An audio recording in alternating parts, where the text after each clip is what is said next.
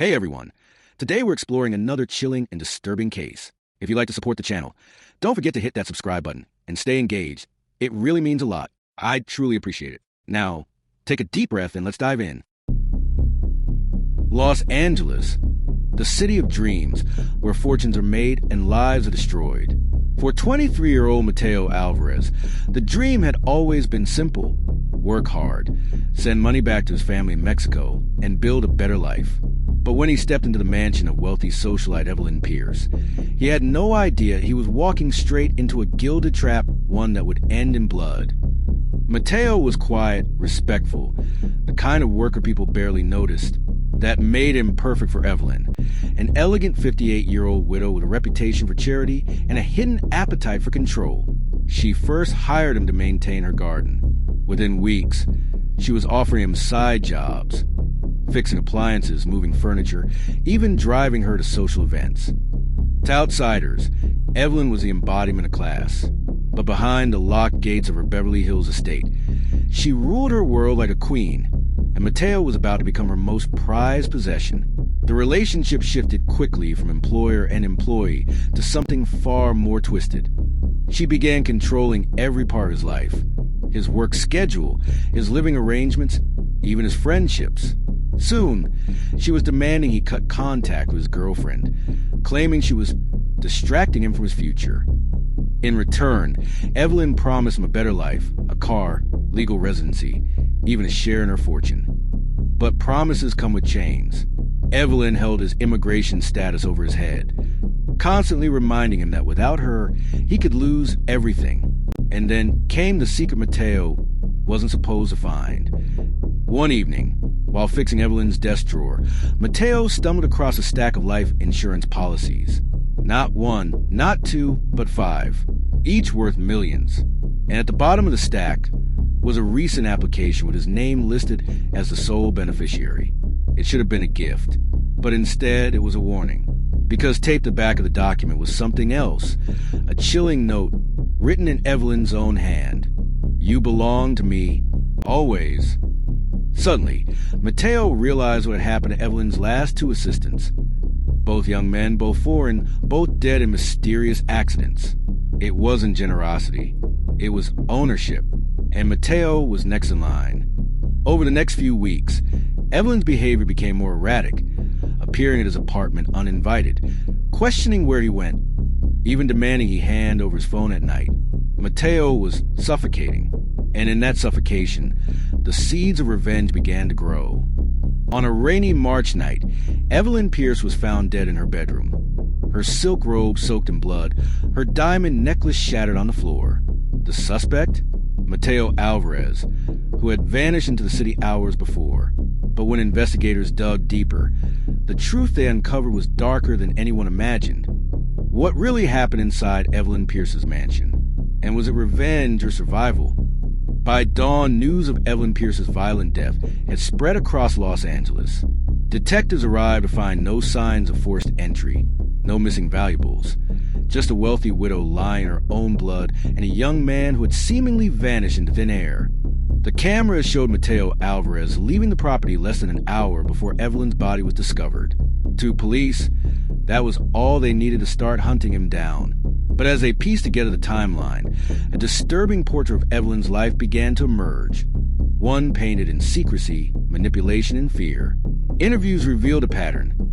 Evelyn had a history of mentoring young immigrant men. She offered them work, housing, and the promise of stability, before slowly isolating them from everyone they knew. 2 had died under suspicious circumstances. One drowned during a weekend trip with Evelyn. Another fell from a balcony during a supposed renovation project. No charges were ever filed. Then came the most chilling detail. In Evelyn's safe were multiple active life insurance policies. Several listed her young assistants as beneficiaries until their sudden deaths. Each payout had quietly been redirected to an anonymous offshore account. Detectives realized Mateo may not have been her first target, but possibly her last. Friends said Mateo had been on edge for weeks, paranoid, sleeping with a knife under his pillow. He told one confidant, "She's watching me. I can't breathe." When pressed, He admitted he feared Evelyn might stage an accident to cash in on the new policy. Investigators believe Evelyn called Mateo to the mansion under the pretense of discussing his future. But by that point, Mateo wasn't the same obedient worker. Something had shifted. He had a plan of his own. According to forensic analysis, Evelyn had been drinking wine laced with sedative, likely poured by Mateo. But whether it was meant to knock her out or to silence her forever, only he knows. The fatal stab wound suggested rage, but also precision. There was no struggle, no screams, just silence. A week later, police found Mateo hiding in a rundown motel near the Mexican border. He surrendered without a fight, but what he told detectives in the interrogation room turned this case from a murder investigation into a chilling battle between predator and prey. For hours, detectives pressed Mateo Alvarez for the truth. At first, he sat in silence, staring at the table. Then, just after 2 a.m., he finally spoke, and what came out would shatter the polished image Evelyn Pierce had maintained for decades. Mateo recorded, "You think I wanted this? I just wanted to work. I just wanted peace. But she owned me. She made me hers. Every move I made, she knew. I couldn't leave. I couldn't breathe." Mateo described a web of psychological control, how Evelyn kept his passport locked away for safekeeping, how she installed cameras in the guest house where he slept, and how every gift she gave came with strings attached. Evelyn whispering, "Now you'll never forget who made you a man." She called him her project, lavished him with expensive clothes and dinners, then reminded him that without her influence, he was just another nobody. And then there was a physical element, unwanted advances, moments where the line between employer and prisoner blurred dangerously. The evidence backed up his claims. Police recovered hidden recording devices, locked cabinets containing his identification documents, and journals where Evelyn wrote in disturbing detail about molding Mateo into her ideal man.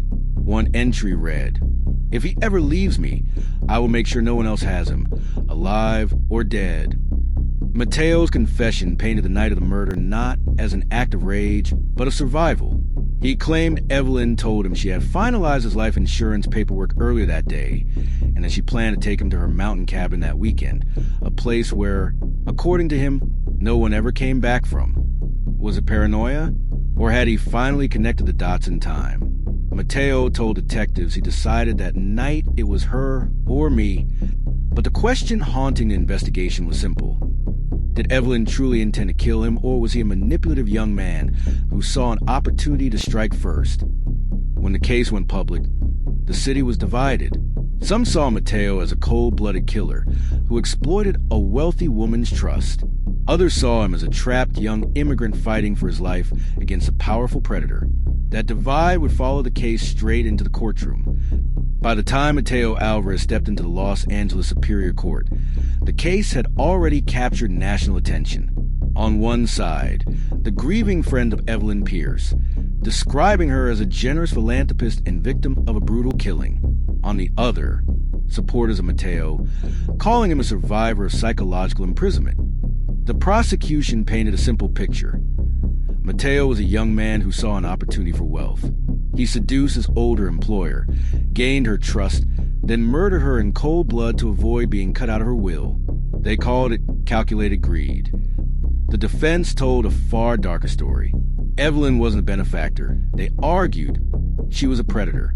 They revealed the locked cabinet containing Mateo's passport, the hidden microphones, and the disturbing diary entries Evelyn had written about owning him. The defense called it coercive control turned deadly. I didn't go there to kill her, but when she told me I was hers forever and that the cabin was ready for us, I knew I wouldn't come back. I couldn't let her do to me what she did to the others. Then came the bombshell witness, a former assistant of Evelyn's who had fled the country years earlier. He testified via video call from South America, claiming Evelyn had also kept his documents locked away, tracked his movements, and threatened to have him deported if he ever left her service. The witness's story mirrored Mateo's almost exactly, even down to Evelyn's promise of a future together and sudden talk of life insurance. For the first time, the jury seemed visibly shaken. The prosecution countered by showing Evelyn's community work, her donations to immigrant aid organizations, and dozens of character letters from friends. But the diary entries remained a problem, especially the one found on her nightstand, dated 3 days before her death. He's slipping away. I need to remind him who he belongs to. After 3 weeks of testimony, the jury retired to deliberate, but behind those closed doors, emotions ran high, and the verdict was far from certain. 3 days. That's how long the jury spent behind closed doors, debating whether Mateo Alvarez was a desperate young man fighting for his life, or a cold-blooded killer who struck for personal gain.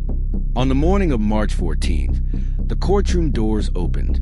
Everyone rose as Judge Harper took the bench. The foreman stood, hands trembling as he read the verdict. On the charge of first-degree murder, we find the defendant, Mateo Alvarez, not guilty.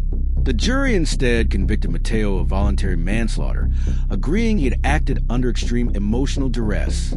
His sentence, 7 years in state prison, with credit for time served. The verdict split the city. Supporters saw it as a victory for victims of coercive control, a recognition that abuse isn't always physical. Critics called it a miscarriage of justice, claiming Evelyn was smeared to excuse a violent crime. But just when it seemed the case was over, a final twist emerged. 6 months after the trial, Evelyn's offshore accounts were seized by federal investigators. Among the records were transactions linked to the deaths of her previous assistants, millions funneled through shell companies, then quietly withdrawn in cash. Even more shocking, a private investigator found a draft will naming yet another young man as her next beneficiary. Dated just 1 week before her death, it appeared Evelyn's cycle of manipulation was far from over when Mateo ended it. From the outside, this was a story of a rich widow and a poor immigrant. But beneath the surface, it was something far more complicated. A deadly collision of power, control, and desperation. In the end, the truth may lie somewhere between victim and villain. After serving just under 5 years for voluntary manslaughter, Mateo Alvarez walked out of Ironwood State Prison a free man. No reporters waited for him. No family stood at the gate. Just a long road and the weight of a past that would never truly let go. During his time inside, Mateo earned his GED, worked in the prison library, and, according to former inmates, kept mostly to himself. But freedom didn't bring peace. The public was still divided. Some saw him as a survivor, others as a manipulator who escaped full justice. Evelyn Pierce's estate was liquidated, her assets seized by the federal government. Millions were redirected to charities for immigrant workers, though some questioned whether that was a final act of justice or a convenient way to bury deeper questions. But then, 2 years after Mateo's release, a former LAPD detective investigating cold cases came forward with something unexpected. Hidden among Evelyn's seized documents was a locked metal box containing dozens of photographs. Each photo showed a different young man, some smiling beside Evelyn at charity events, others asleep, seemingly unaware the pictures were being taken. A few of the men were confirmed dead under suspicious circumstances. Others were simply missing. And there, in the very back of the stack, was a photograph no one could explain. Dated 3 weeks before Evelyn's death, it showed Mateo, sitting at a cafe, speaking to a man police had never identified. On the back, in Evelyn's handwriting, were just 3 words. He knows too. Was this man another potential victim? A partner in her schemes? Or someone who still carries Evelyn's secrets? That question remains unanswered. And perhaps, in a city like Los Angeles, it always will. Because when power and obsession collide, the truth doesn't die with the dead. What are your thoughts on this case? Share your thoughts in the comments below. And don't forget to subscribe to the channel to stay updated with more stories, where each case isn't just about crime, but also offers a lesson for life.